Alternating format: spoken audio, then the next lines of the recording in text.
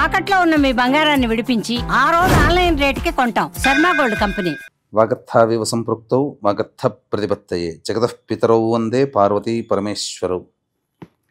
ఆదిత్యాయ చ సోమాయ మంగళాయ బుధాయ చ గురు శుక్ర శనిభ్యశ్చరాహవే కేతవే నమః.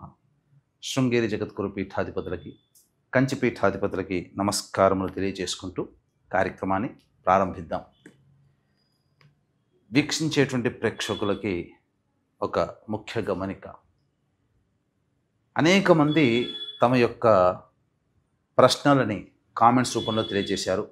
కొంతమంది మెసేజ్ రూపంలో కూడా పంపించడం జరిగింది.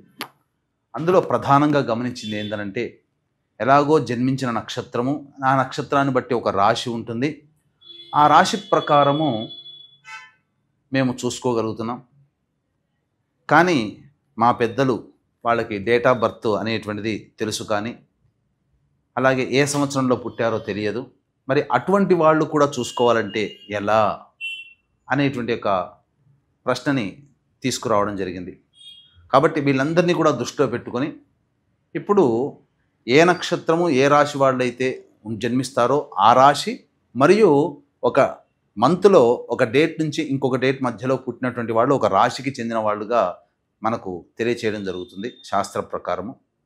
కాబట్టి ఈ యొక్క గణాంకాలని దృష్టిలో పెట్టుకొని మనం వినూత్నంగా రాశితో పాటుగా ఒక నెలలో పుట్టినటువంటి వాళ్ళకి, అనగా ఉదాహరణకి ఉజ్జాయింపుగా ఏ రాశికి చెందుతారో ఆ రాశి వాళ్ళని మనం క్రోడీకరించుకొని ఈ యొక్క నూతన విధానంగా మనం తెలియచేయడం జరుగుతుంది. ఒకవేళ రాశికి సంబంధం లేకపోయినా మీరు జన్మించిన జన్మ తేదీ మరియు జన్మ నెల ఏదైతే ఉంటుందో జన్మ మాసమును బట్టి మీరు ఒక రాశికి చెందుతారు.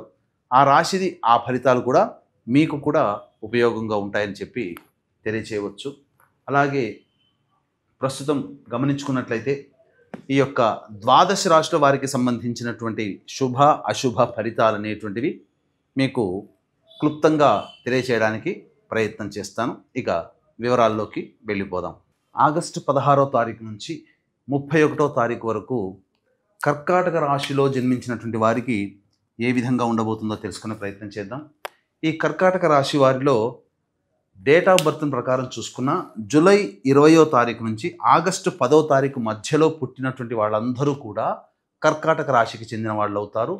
నక్షత్రము రాశి మీకు గనక తెలిసినట్లయితే కర్కాటక రాశిదే మనం చెప్పబోతున్నాం. అలాగే డేట్స్ ప్రకారం జూలై 20 నుంచి ఆగస్టు 10 మధ్యలో పుట్టినటువంటి వాళ్ళు కర్కాటక రాశికి సంబంధించిన వ్యక్తులుగా మనకు ఈ సంబంధించినటువంటి మోడర్న్ ఆస్ట్రాలజీ తెలియజేస్తుంది. కాబట్టి ఆ విధంగా మనం ఫలితాలు తెలియజేద్దాం. ఇక చూసినట్లయితే ప్రధానంగా గురుగ్రహ ప్రభావము వలన సంపూర్ణమైనటువంటి యోగం కలగబోతుంది. ఎలాంటి యోగం కలగబోతుంది అంటే, ఖర్చులు ఉంటాయి కానీ సద్వ్యయము అవుతుంది. ఇది గుర్తుపెట్టుకోండి. ఏదైనా ఒక చారిటీకి మీరు ధనాన్ని డొనేట్ చేయడము, లేకపోతే దైవ కార్యక్రమంలో పాల్గొనడము, ఇంకా లేకపోతే ఎవరికైనా దానాది కార్యక్రమాలు, విద్యాదానానికి కావచ్చు, ఇంకేదైనా కానీ దానాది కార్యక్రమాలు మీరు చేయడం జరుగుతుంది. ఇక 12వ ఇంట ఉన్నటువంటి శుక్రుడు ప్రధానంగా వ్యయస్థానంలో సంచారం చేస్తున్నటువంటి శుక్రగ్రహ ప్రభావము మీకు 20వ తారీఖు వరకు కొంత ఆందోళన కలిగించేటువంటి విషయం. ముఖ్యంగా వివాహమైతే వివాహ దాంపత్య సంబంధాల పట్ల, లేదా ఎవరితోనైనా కానీ స్త్రీలతో వాగ్వివాదాలు జరిగే అవకాశం, ఫ్రెండ్షిప్ రిలేషన్ దెబ్బతినే అవకాశం గోచరమవుతుంది. 21వ తారీఖు నుంచి శుక్రుడు యోగకరుడుగా మారుతాడు. సమస్యలు ఉన్నప్పటికీ కూడా ఆ సమస్యల్ని పరిష్కరించుకోగలుగుతారని చెప్పవచ్చు.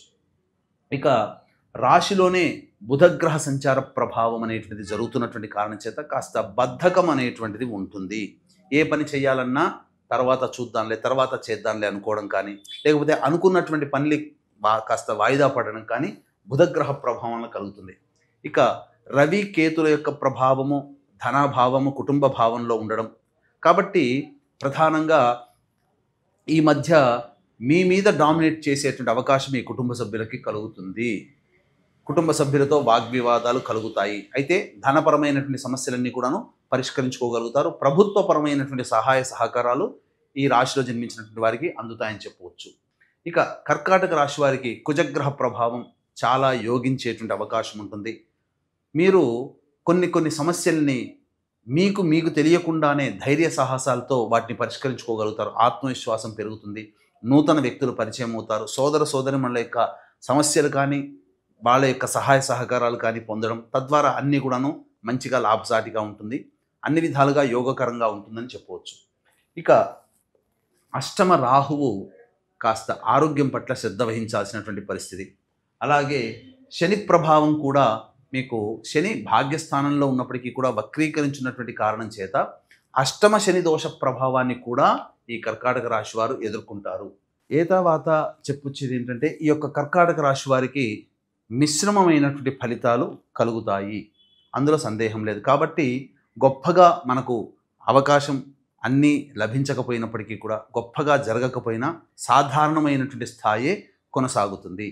ఇక ఈ రాశిలో జన్మించినటువంటి విద్యార్థులకి విద్య యందు ఆటంకాలు అనేటువంటివి ఉంటాయి. కోరిన విద్యా సంస్థల్లో మీకు ప్రవేశం లభించాలి అంటే బహు కష్టతరం అవుతుంది. అలాగే నిరుద్యోగస్తులు మంచి సమయం కోసం ఎదురు చూడక తప్పదు. కొంతకాలం గడిచిన తర్వాత అనుకూలమైనటువంటి సమయం మీకు ఆసన్నం అవుతుందని చెప్పాలి. అలాగే ఉద్యోగ రంగంలో ఆల్రెడీ ఉద్యోగం చేస్తున్నటువంటి వ్యక్తులు కొత్త సంస్థలోకి ఉద్యోగం మారాలి అని అనుకుంటే మాత్రం ఆ ప్రయత్నాన్ని కాస్త వాయిదా వేసుకోండి. సమయం అనుకూలంగా లేదు, కష్టపడతారని చెప్పవచ్చు. ఇక ప్రధానంగా 21వ తారీఖు నుంచి వివాహ సంబంధమైనటువంటి విషయాల్లో వివాహం కాని యువకులకి కొన్ని సంబంధాలు కుదిరే అవకాశం ఉంటుంది. కాబట్టి జాగ్రత్తగా ప్లాన్ చేసుకోండి. ఇక సంతానపరమైనటువంటి సమస్యలతో ఇబ్బంది పడేటువంటి వాళ్ళకి చక్కటి అవకాశం అనేటువంటిది కలుగుతుంది.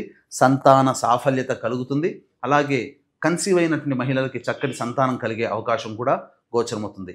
అన్ని విధాలుగా ఈ యొక్క కర్కాటక రాశిలో జన్మించినటువంటి వారికి సాధారణంగానే ఫలితాలు ఉంటాయి అని గమనించగలరు.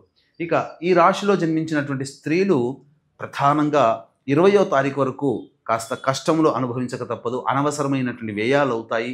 మీకు మానసిక ఒత్తిడి, శారీరక శ్రమ అధికంగా ఉండడం వలన ఏ పని ముందుకు సాగలేకపోతూ ఉంటుంటారు.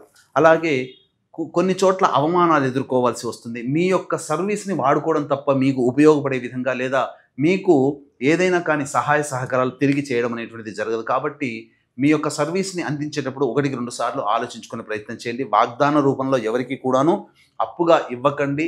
వాగ్దాన రూపంలో సంతకాలు పెట్టకండి.